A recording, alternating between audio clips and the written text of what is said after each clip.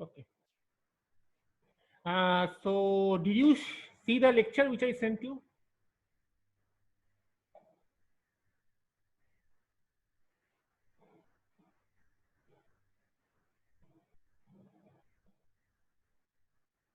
Good evening. Did you see the lecture which I sent you? What is an op amp? So today's topic is the last topic of the syllabus, and this is from electronics. And the topic is operational amplifiers, or in short, we call it op amp. Okay. Mm, op amp. When if you do lab, you will see op amp. It's basically an IC chip. It looks something like this.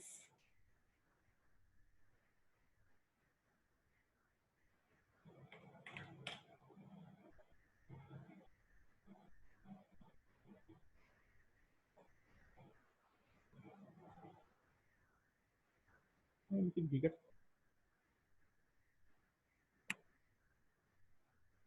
Yeah. So this is the 741 IC technical and more commonly known as an op amp. So this has got 8 pins as you can see here. Okay. Uh, how to see the pins? As we had discussed in the lab classes, there is a notch and the numbering is like this: 1, 2, 3, 4, and 5, 6, 7, 8. Now the 8 pin of op amp, it has no function. Okay, it is not connected, it's never used. So we will be focusing on the first 7 pins. Op amp is basically a differential amplifier. It has got several differential amplifier stages. And what you have seen in the biasing class, that in order for a transistor to work properly or FET to work properly, some biasing must be applied. Okay. And in op amp also, it consists of actually BJTs or FETs. So they are biased using 2 pins, number 7 and number 4. Number 7 is used for the plus VCC biasing, and number 4 is used for the minus VE biasing. Okay. So we usually give it plus 12 volt at points at 7 and minus 12 volt at pin 4. Okay. If you don't give these biasings, the op amp will not work. Can I zoom? Okay, I can zoom. Okay, fine. Now visible?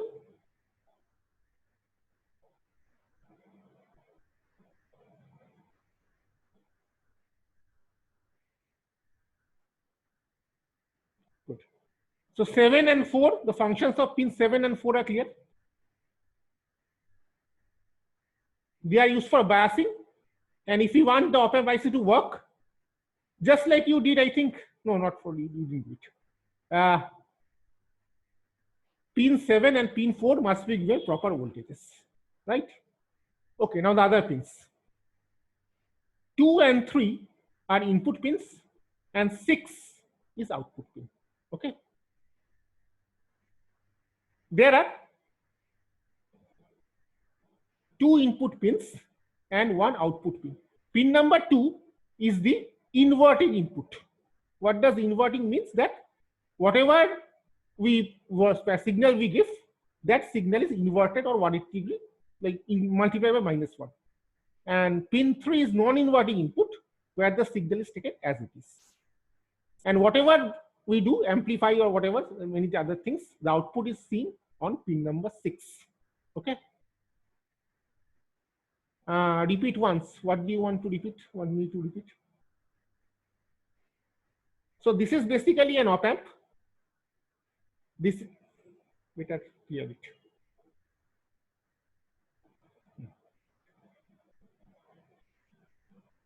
This is basically an op amp. This is pin number 7, and in pin number 7 we usually give plus 12 volt supply, and in pin number 4 we give minus 12 volt supply. Okay. Pin number 6 is output.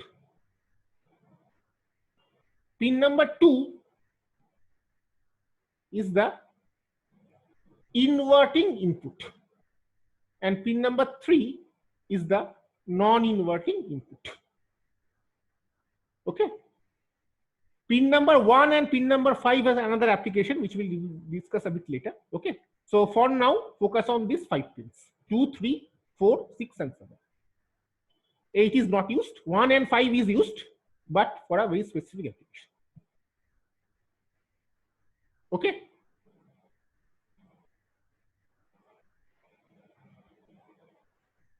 Now, what is an op-amp? Op-amp, if you have seen in the lecture, it is a differential amplifier. What does the differential amplifier means? It amplifies the difference of the signals put in pin number 3 and pin number 2. Okay. Which means if I put a signal V1 at pin number 3 and V2 at pin number 2, then the output will be AV, that is the voltage gain, V1 minus V2. Okay. Correct. And for an ideal op amp, AV is infinite, ideally. For practical op amp, obviously it is not infinite, but it's still very large. Maybe 2 into 10 to the power of 6 or something like that. Correct? Now, okay, now think this way. If I connect this to ground, and if I put 1 volt here, what will be the output? What voltage we will measure here?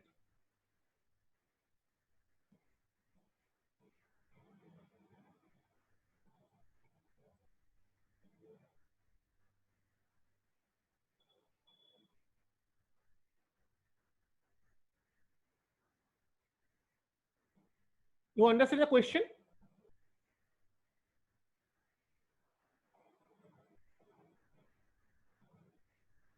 You understand the question?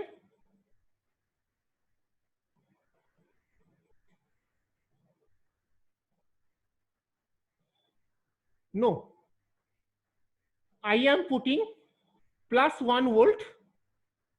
So this is my plus 1 volt.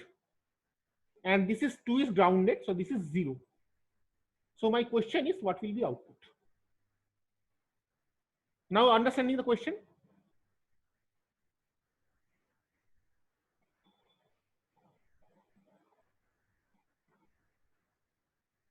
AV. AV is this one. Value of AV is say this.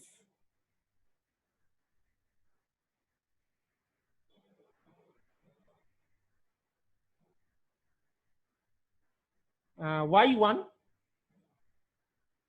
Why do you think it will be 1?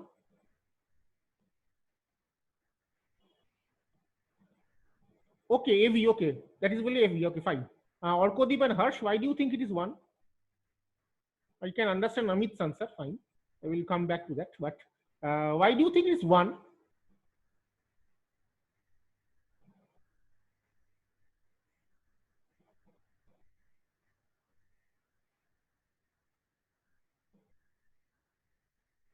Why do you think it is 1?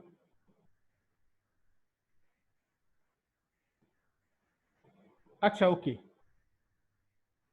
AV into 1 AV, okay, okay, okay.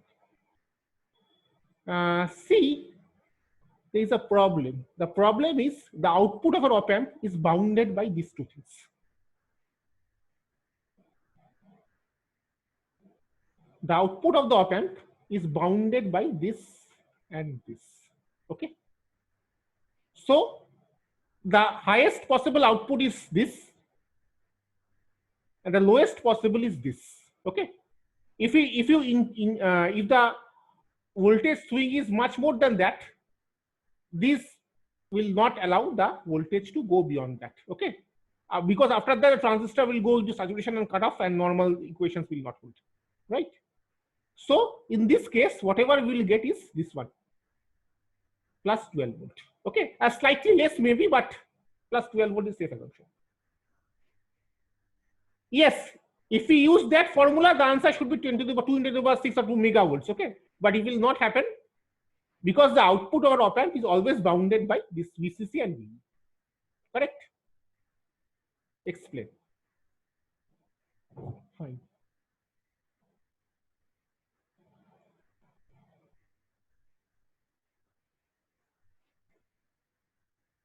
We see the IC. Okay, why it is bounded? We see an IC, right?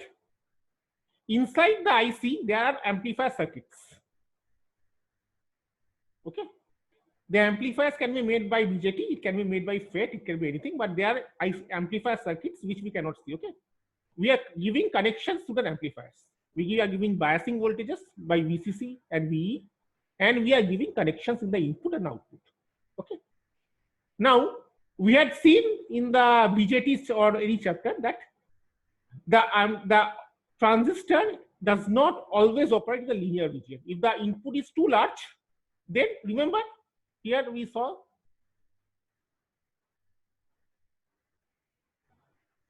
this, we saw output characteristics. So the input is too large, then the driving point, it tends to go to the saturation or cutoff, wherever it depends. Okay. And if it goes to those regions, then the conventional equations of the transistor or FET will not hold anymore, right? So if the input is so high, so that to drive the transistor into those regions, then we will not get the conventional linear reach. Okay. So these inputs or outputs of op amp are always bound by the plus VCC and minus VE, the two bounded regions. What I want to see is, this is my V out of an op amp. This is my V in of an op amp. Okay. This is plus VCC, the voltage we are applying at pin 7. This is minus VE, the voltage we apply at the pin 4. So for 0 voltage, 0 VE, V out would be 0. Okay. If we increase V, then as expected, linearly V out will also increase. But once it reaches here, it will saturate. Similarly, if we decrease, it will stay here and it will saturate. Okay. So the output of op amp will never cross plus VCC and minus VE. It must stay within that range. Correct? So op amp is not unfortunately, op amp is not the solution to world's power crisis. If we give 1 volt to an op amp, we are not getting 2 megawatts. Okay. And that's good for our own safety also. Correct? Clear? So if we give a sine wave, so think this way. Here if I am putting VCC minus VE. Okay. And what will be V out? V is a sine wave. How will V out look? If you understood, can you guess how will V out look?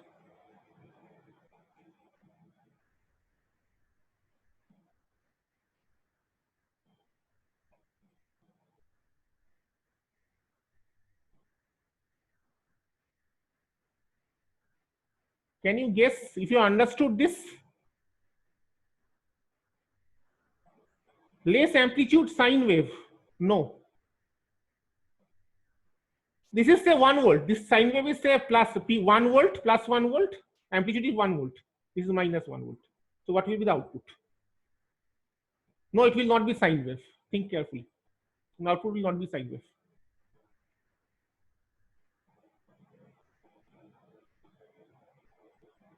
Think carefully. If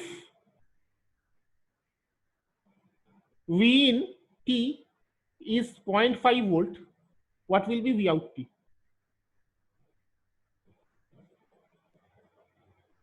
At some point, say here, it will be 0.5 volt. So what will be V out? This is plus 12 volt. This is minus 12 volt. Okay. What will be V out? We just discussed.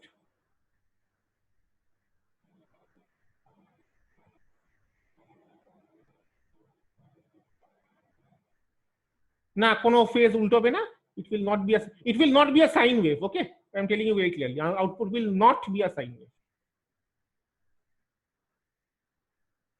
No, it will not be a half wave rectifier either.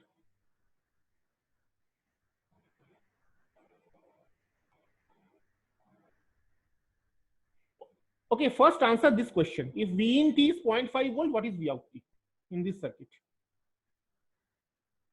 A straight parallel line. Your answer is not perfectly correct, but it is better than the other answer probably. Though your answer is not correct. You answer this first. What for V in T equal to 5.5 volt, what is V out T? Very good.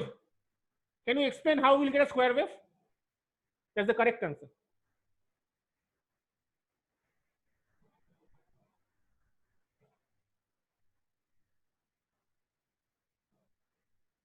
You are close, Orijit. Actually, your way of thinking is okay, but you are making a basic mistake. Can you explain how it will be a square wave? Kanish, you can unmute him. Maybe you would like to speak.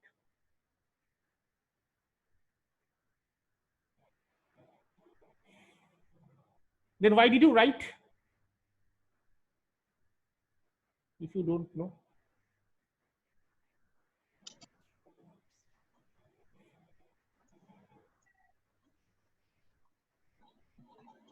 Square wave is the right answer, but how it will be a square wave?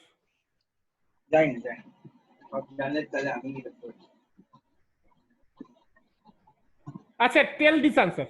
What will be the output? What will be the V out here? Here.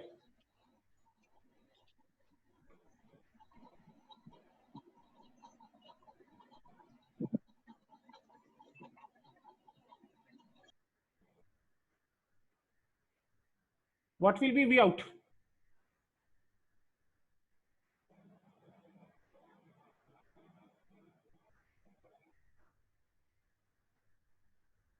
We just discussed, right?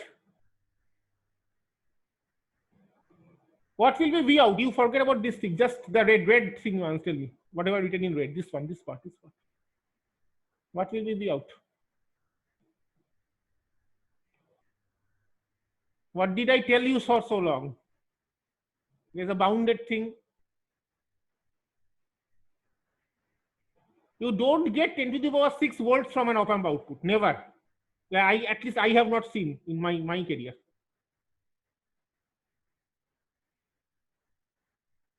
Yes, 12 volt, right?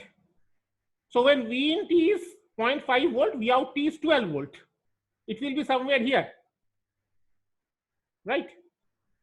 Because this is very, very close. This part is very, very close.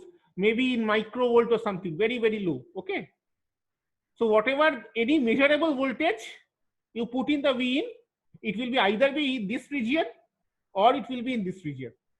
So 0.5 volt output will be bounded by 12 volt. Here, what V in T is say 0.7 volt. What will be V out T? What will be V out T? Okay, if you okay, then tell me what will be V out T?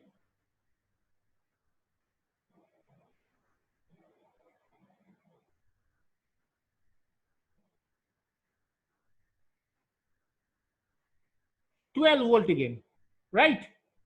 So now tell me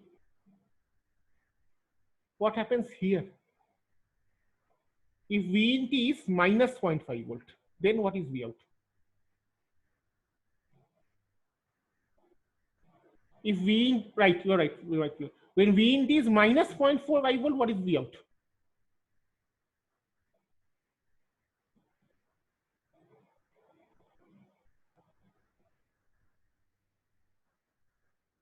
Very good, minus 12 volt, right?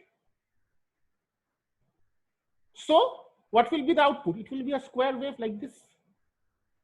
This is plus 12 volt. This is minus 12 volt.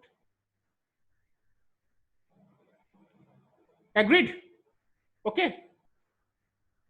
So the output of the op-amp always lie between the plus VCC and minus VE. Okay, correct. It will never go higher than plus VCC. It will never go lower than minus VE. Right? This circuit is a basic comparator circuit.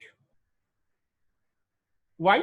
Because it compares the voltages between these two terminals.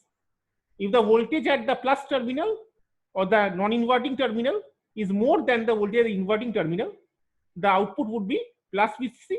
If the voltage at the non-inverting terminal is less than that of the inverting terminal, output would be minus VE.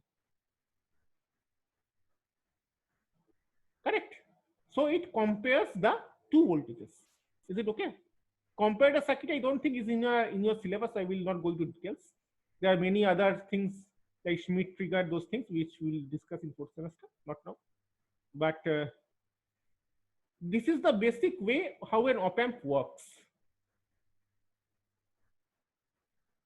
If the input is 13 volt, output will be 12 volt. Follow this graph. Okay. But do you think this is a good amplifier? If I give a sine wave and I get a square wave in the output, do you think it's a very good amplifier? What do you think?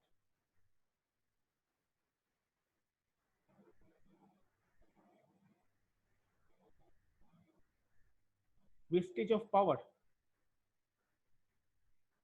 No. Yes, because we don't want that.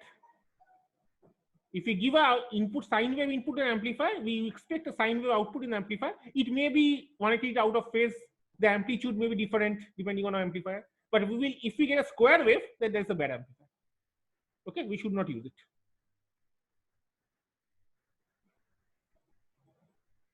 And why we are getting a square wave?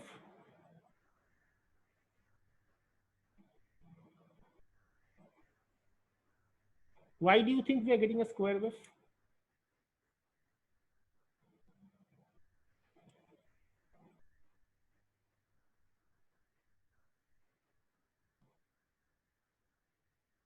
Because of boundedness, yes. And why we are pushed to the boundedness? Because this AV is too large for our lighting. If this AV is too large, then for any measurable input, my output will be go out of bounds, plus 12 volt, right? It doesn't really matter. If I put a plus 2 volt here and a plus 1 volt here, it will still go out of bounds. Doesn't really matter. It is getting out of bounds because this AV value is way too large for our lighting. A very small voltage in the input will take the output in the saturation. So we have to find a way to reduce this AV. Okay. And the most common and by far the most popular way of doing this is by applying something called a feedback, negative feedback. Now, feedback should be taught in basic electronics, but since we have basic electrical 2, we do not teach feedback here. In very short, feedback is a process. What is feedback? Sometimes I tell you give feedback of video class. So what is the feedback? In common terms, may not be technical. What is feedback?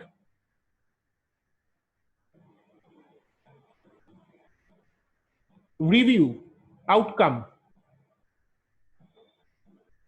Okay. And what is the outcome of an amplifier? Comments. Very good. So what is the outcome of an amplifier? That is the work of the amplifier, but what is the outcome?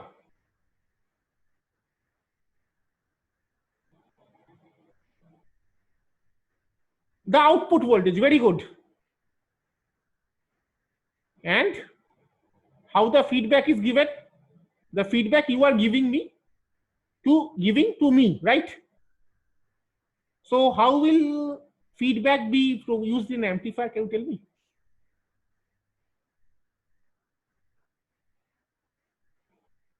The amplified voltage is output, and how to tell the input about the amplified voltage? By feeding back a part of it. Okay. What I want to tell you is, if this is my input This is my output. We can put a part of the,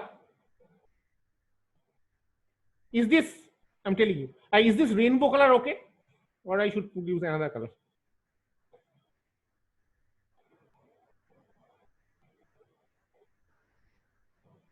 Okay. This is my amplifier. I am having some input and I am getting some output. Okay. What I am doing, I am sampling that output and a part of it I am putting back in the input in this way.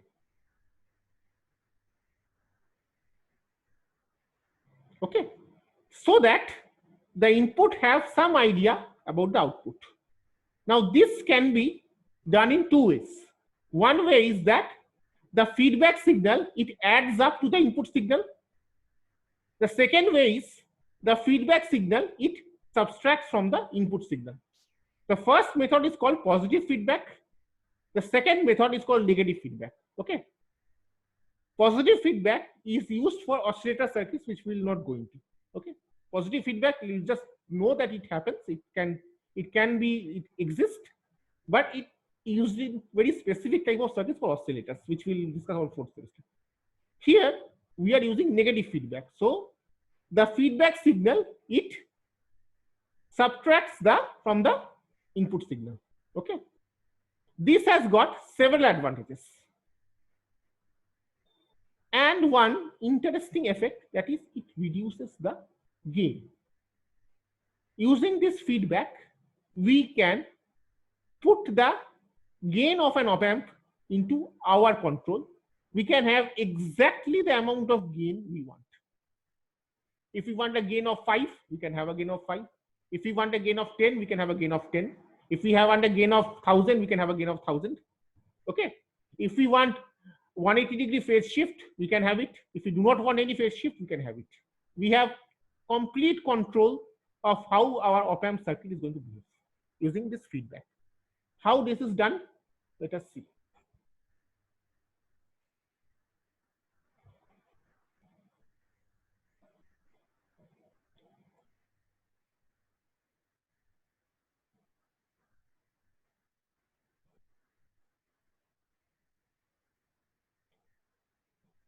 This circuit is called a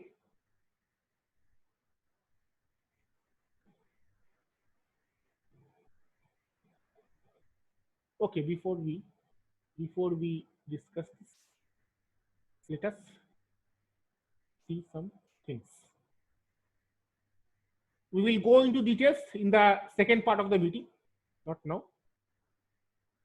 For the remaining time, we will discuss some basics, some more basics. In some books, they may not give this VCC and VE connections, like Boyle said, they do not show, but it exists. If you don't give this VCC or VE, your op amp will not work.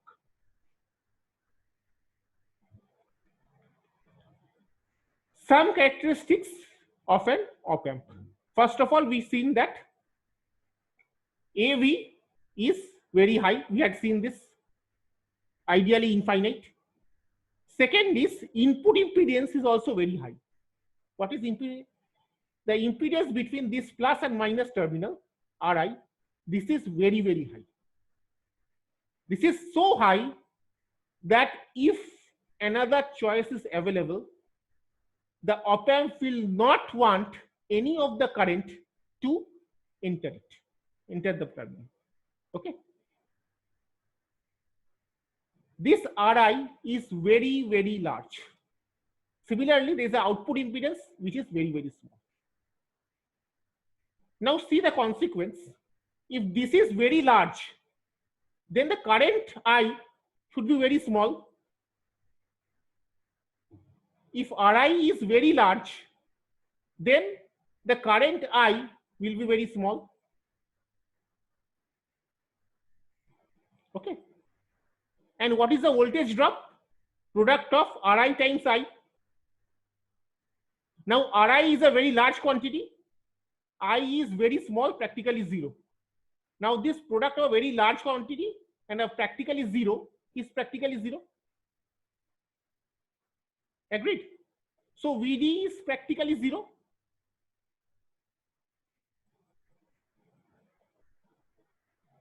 So if VD is practically 0, this we say V3 is practically same as V2.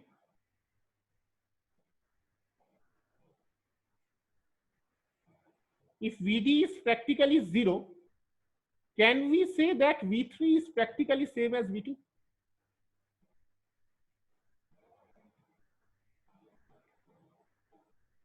Okay or not? Tell me. VD equal to Ri times I. I is very large in order of mega ohms. I is practically 0. So VD is almost 0. And if VD is almost 0, then V2 and V3 should be same, because V3 minus V2 is VD. So if VD is almost 0, then V3 is almost V2. Do you agree with this analysis?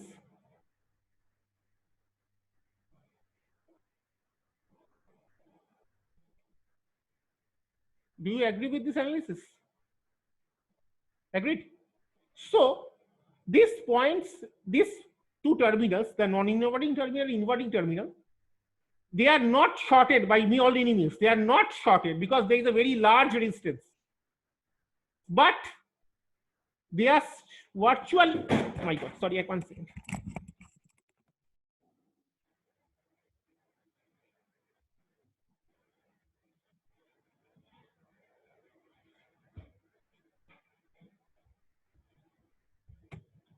Yes.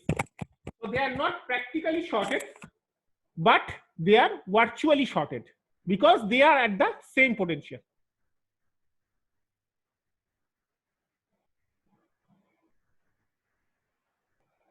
So this concept is a very important concept of an op-amp. This is called virtual short. In many books, they call it virtual ground. Is this concept okay? If okay, then we close this meeting and start a fresh one.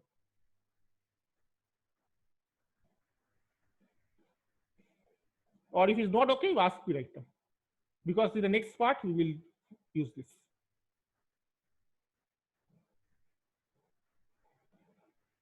We will focus solely on op-amp circuits.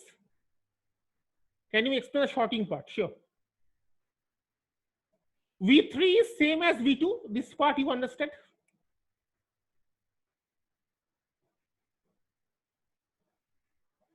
Sahiba, V3 is same as V2. You understand?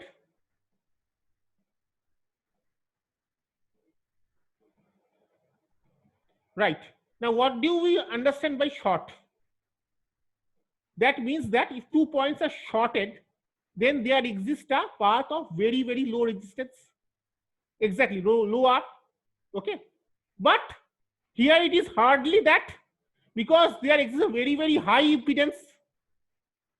Just the opposite we expect.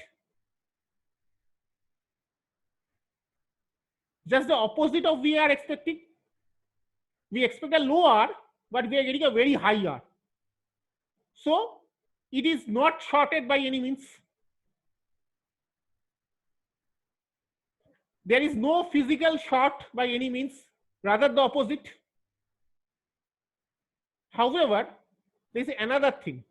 If two terminals are shorted, then the voltage of these two terminals are always the same, right?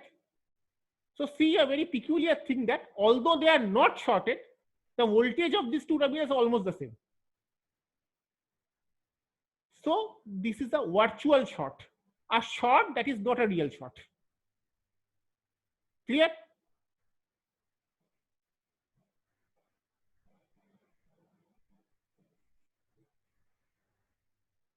Anybody else? Anybody, anything want to ask? Okay, very good.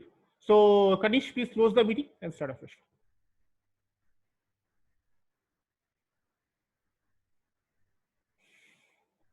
Okay, sir. I will host another. Sure.